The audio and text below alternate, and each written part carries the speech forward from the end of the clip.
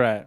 Let's do it. In a world where seasonal anime rots people's brains, two people will venture where no one has gone before. Conquer the John. This podcast has been brought to you by Cornflakes and Sacrabolic. Incest time! Delve into a 350-minute anime extravaganza. Oh. It's Anime Dartboard. Coming to a podcast near you. This one, in fact. John, what did you think of Say I Love You? I fell asleep and never finished it.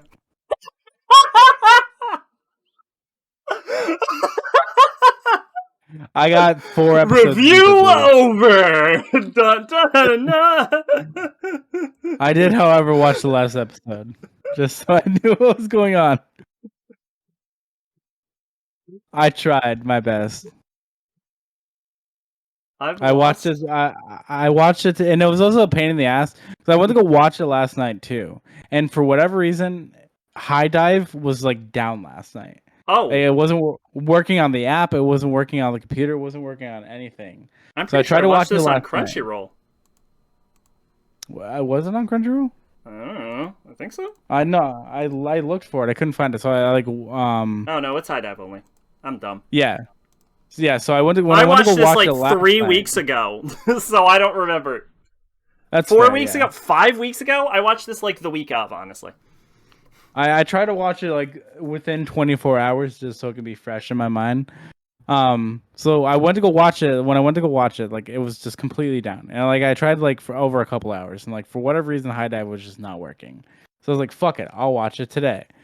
So like I did my running around, and then I went to go watch it. And like I'm like laying on the couch like watching this, and also watching High Dive on my TV is like a pain in the ass because I have to like screen mirror and shit because you just can't get High Dive on like any smart TV, I guess. Oh. So that was fun. So in the midst of watching it, I got to like episode 4 and just passed out. And I woke up about an hour later, and it was like probably like episode 8 or 9. Mm-hmm. I want to say. So I was like, you know what? We'll just skip to the end. Because I was like, I already missed all of this. I'm not gonna go back and rewatch it. Because I was like, fuck, I gotta cook dinner and shit. Like I ain't got the time, you know. But from what I did watch, I thought was okay. Okay. All right. Now, as the romance expert, I'm going to say... Oh, by the way, Maid actually watched this one because she owned it on DVD. DV Dizzle. As the local romance expert, I give this a 1 out of 1 Guardians of the Galaxy. This is the greatest anime I have ever seen in my life, and I have readjusted all of my scores to match it. Okay. I'm fucking with you. This was fucking garbage. I was gonna say that's a hot take. No, this is terrible. Are you kidding me? Wow. So okay, I know exactly what's wrong with it. I can pinpoint this bitch immediately. What is the most important thing about a romance? What do you think the most important thing about a romance is? Probably the romance. Close. It's around there. The characters. You're correct. Specifically, the 2 characters in the romance, or however many characters you have in the romance. You have to like both of the characters, and you have to care enough about them that you want them to get together. And what this anime fails at the hardest is that. I did not care about the main characters, and I didn't give a shit that they were together. The main girl in this it's that classic like plain Jane girl that all the boys are infatuated about because it's written as a self-insert for young girls, basically. It's very common, I've noticed, among women writers. Men and women, I talked about this on a different stream. Men and women write their romances differently. They both have their pluses and they both have their minuses. Women tend to write very generic female leads. And like the men tend to be more sexually aggressive than they would normally be in a male written romance. And I suspect it's because a lot of women want to be swept off their feet. But men don't write their men that sexually aggressive because a man would be aware that if a man acted as he does in a female written romance, that he'd go to fucking jail. So... No, that's accurate.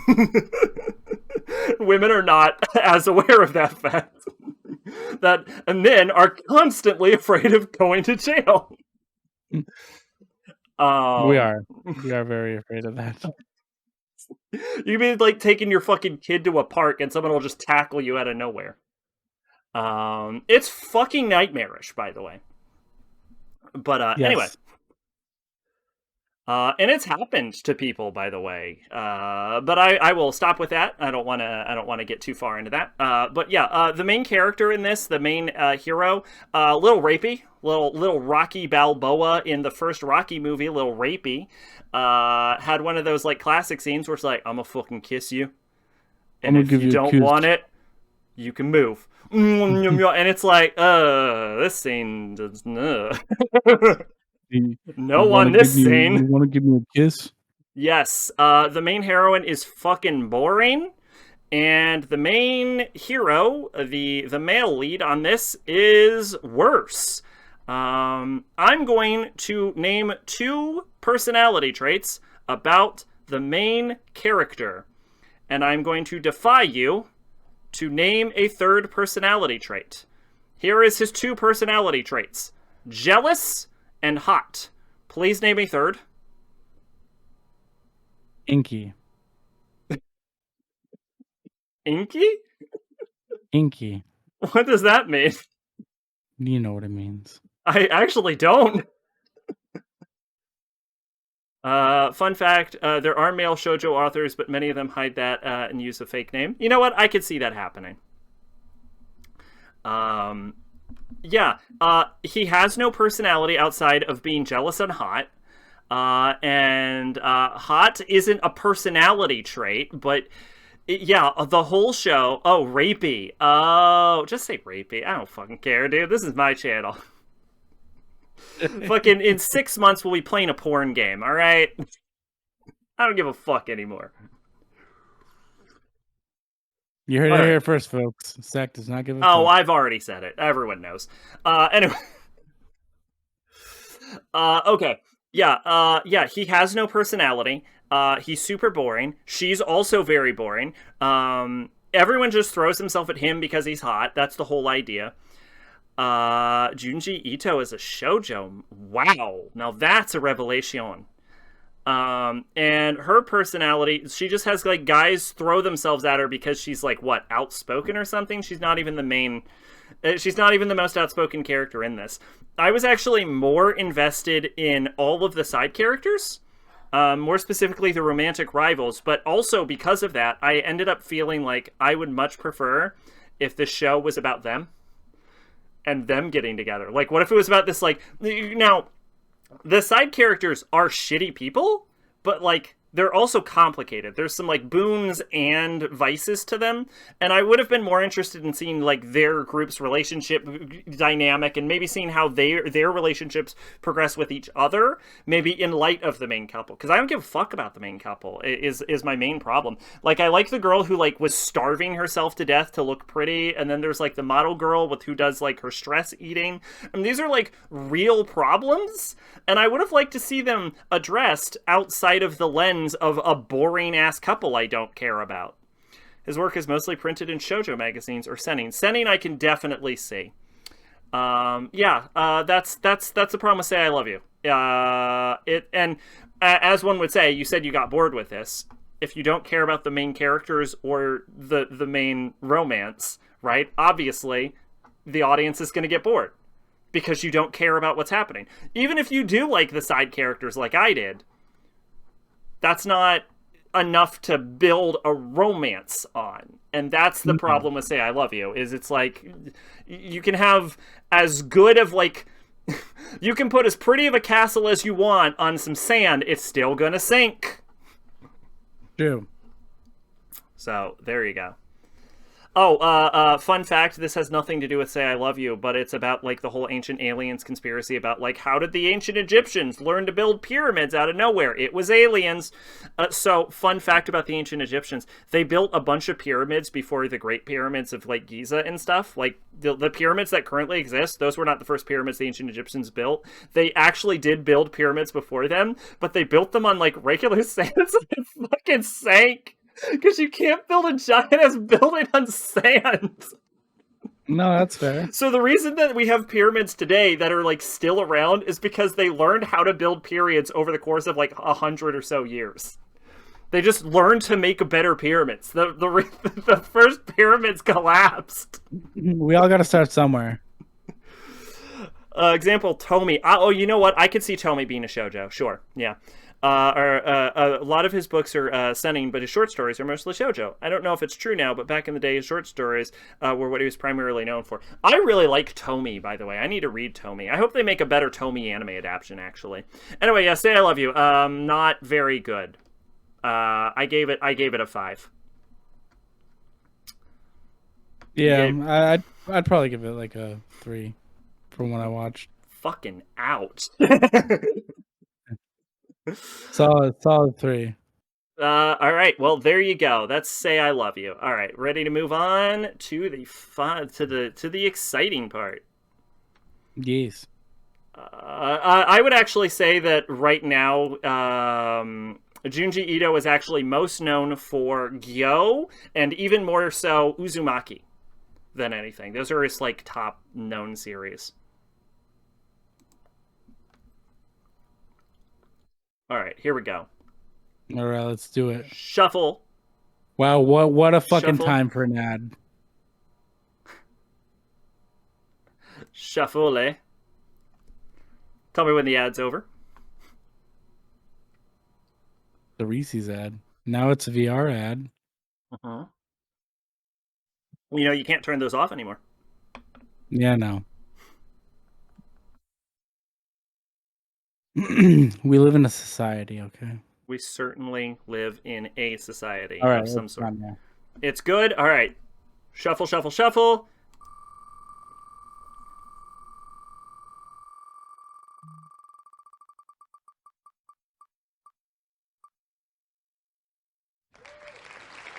Maid was about to flip her shit. Why? We almost hit Project Ico. Oh, I like insurance. All right. It looks like we've got DNA 2 from Electric Boogaloo. 1994. What the shit even is this? I don't even know. DNA squared. Karin, a DNA operator from the future, is on a mission to change the course of history by stopping by Junta Monari from becoming the mega playboy who fathered 100 children. Okay, all right. And led to overpopulation of the world. But Junta is no playboy. In fact, he's allergic to girls. But when Karin shoots him with the wrong DNA-altering bullet, he starts sporadically becoming the mega playboy capable of charming any woman. Karin must try to reserve the situation to normal before the change to the mega playboy becomes irreversible. Okay. That's a plot. The only thing I'm worried about is this show's 15 episodes, but I'm assuming that's going to on Crunchyroll, but I'm assuming that is including... Yup, here we go. That includes the OVAs, also on Crunchyroll. Okay. Saiki Tomoko. Why does this character look familiar? I actually think I probably know about this series specifically from this character right here, because this is a very familiar looking character design. Yeah. Okay, I know exactly why this is on here. That plot. I fucking love that. I heard that and I'm like, that sounds good as shit. Are you kidding me? 10 out of 10. I'm on board with that. It's 6.65. 10 Guardians of the Galaxy out of 10. It's a 6.65, so it's a coin flip. Who knows? Maybe it was a blessing in disguise. Save me from saying verbally abusing. possibly verbally assaulting one of my favorite movies. This came out in 1994. Another important event happened that year. And was directed by Blurry Eyes. Oh, I know this song. That song's super good, actually. And Hungry Eyes. it is directed by somebody. Okay, I don't know who this is directed by, but it's produced by Masao Maruyama, who produced Death Note, Hunter x Hunter 2011. He produced Monster. He produced episodes 5 through 7 of Hellsing Ultimate. He produced Trigun. Oh dear God, this is going to go on forever. Claymore, Perfect Blue, Nana,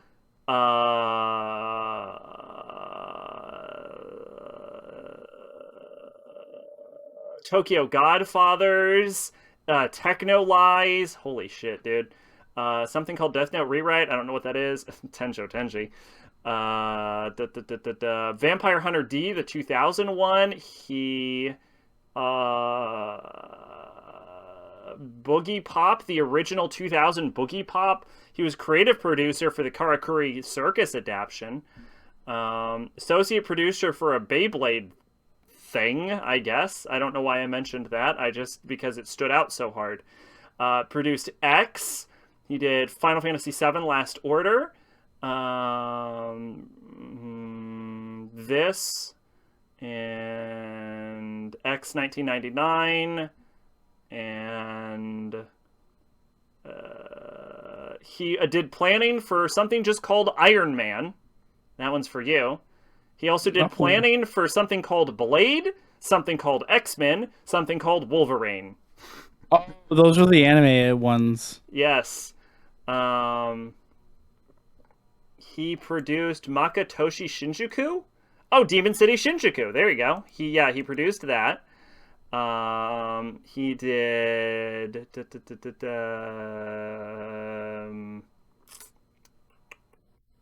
Wow, this is going on for a while. Oh, he did a Taito Monogatari, which is Doomed Megapolis. Let's see. Did something called Junk Boy, which apparently I'm interested in. Don't know what that is offhandedly, but apparently that was something that caught my eye. He did I Girl, which was actually a really interesting movie. Hino Tori, which sounds familiar. No idea why. Apparently that caught my eye at one point also. And there you go. So yeah, he did a lot of crap that made loves and a lot of very well received, more critically accepted anime. Neat.